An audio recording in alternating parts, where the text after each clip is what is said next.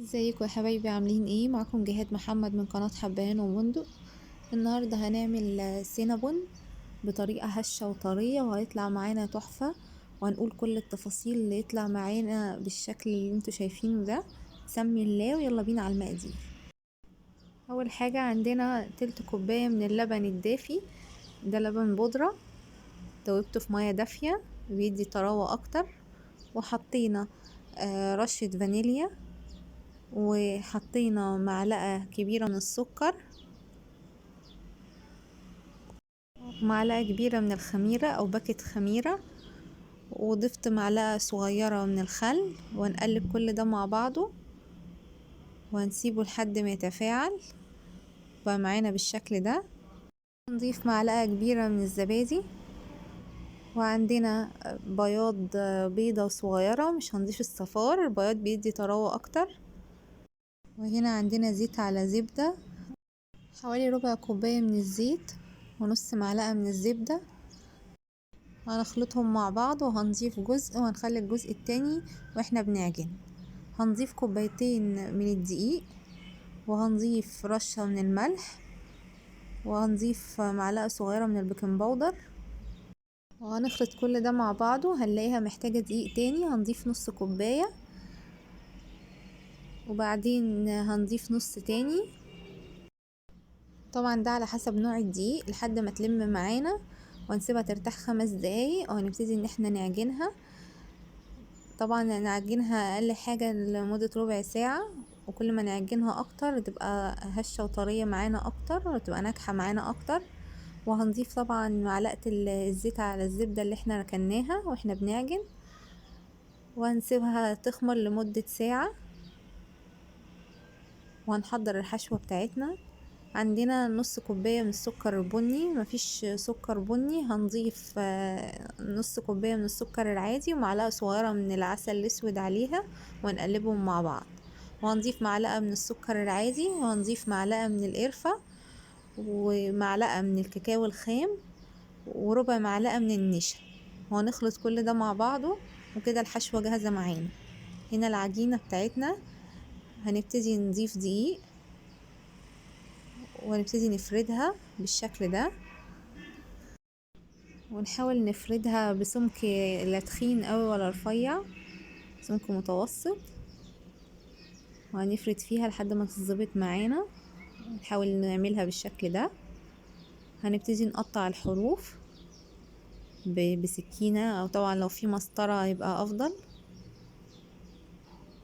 هنقطع الحروف بالشكل ده عشان نسويها، وهنجمع الحروف دي وهنسيبها تخمر، وهنعمل منها ميني سينابون.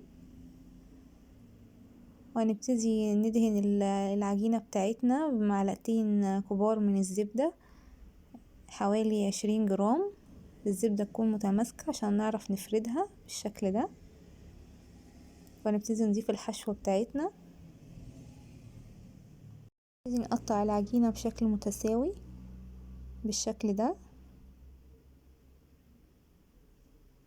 وهنبتدي نلف كل قطعة. انا قطعتهم هنا 6 قطع، هيبقى حجمها متوسط، يا كبيرة قوي ولا صغيرة قوي. اللي حابب تبقى اكبر من كده هيقلل العدد ده، حابب تبقى اصغر هنزود العدد. التقسيمات دي هتبقى اكتر من 6. هنبتدي نلفها بالشكل ده، وهنجيب حرفها هندهن دهنة بسيطة بالمية عشان الحرف يلزق معانا ويبقى بالشكل ده، ونضغط عليها كده. وهنحطها في صينية عليها ورقة زبدة، وهنسيبها تخمر لمدة نص ساعة. في جزء في الفيديو ما تصورش وهو شكلها بعد ما اختمرت بعد النص ساعة، وضفنا عليها نص كوباية حليب مبخر.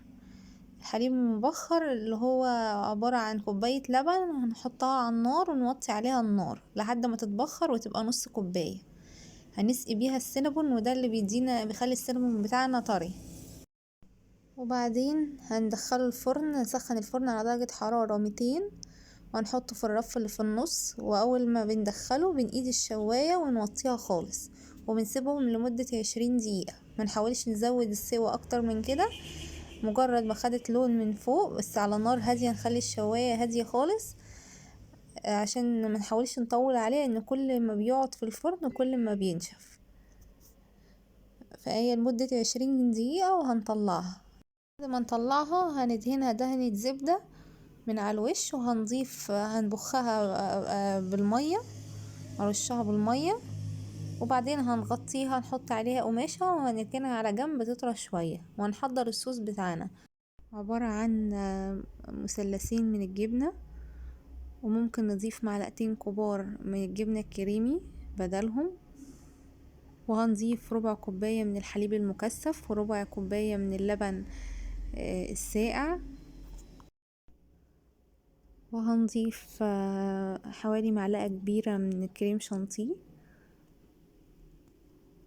وهنخلط كل ده مع بعضه بالمضرب لحد ما يدينا القوام اللي احنا عايزينه. طبعا الحليب اللي انا عملته هنا ده حليب مكثف انا عاملاه في البيت، عبارة عن نص كوباية من اللبن البودرة، عليها نص كوباية من السكر البودرة في الخلاط، وهنضيف عليهم ربع كوباية من المية السخنة، وهنخلطهم مع بعض. واخر حاجة هنضيفها معلقة صغيرة من الزبدة، ودي اختيارية، وهنسيبه في التلاجة، وكل ما يقعد كل ما يتقل.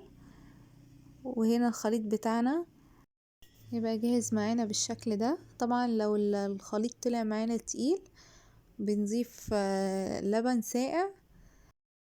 كده جاهز معانا، حطيناه على السينابون بتاعنا، وحطينا عليه صوص شوكولاتة او نوتيلا او صوص كراميل زي ما نحب. وهنا جاهز معانا، شايفين شكله عامل ازاي؟ شكله تحفة، والسينابون طري وهش،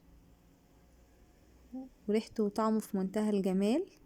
طبعا ممكن نشيل القرفة ونستبدل معلقة القرفة اللي احنا حطيناها بمعلقة كاكاو تاني للناس اللي مش بتحب القرفة.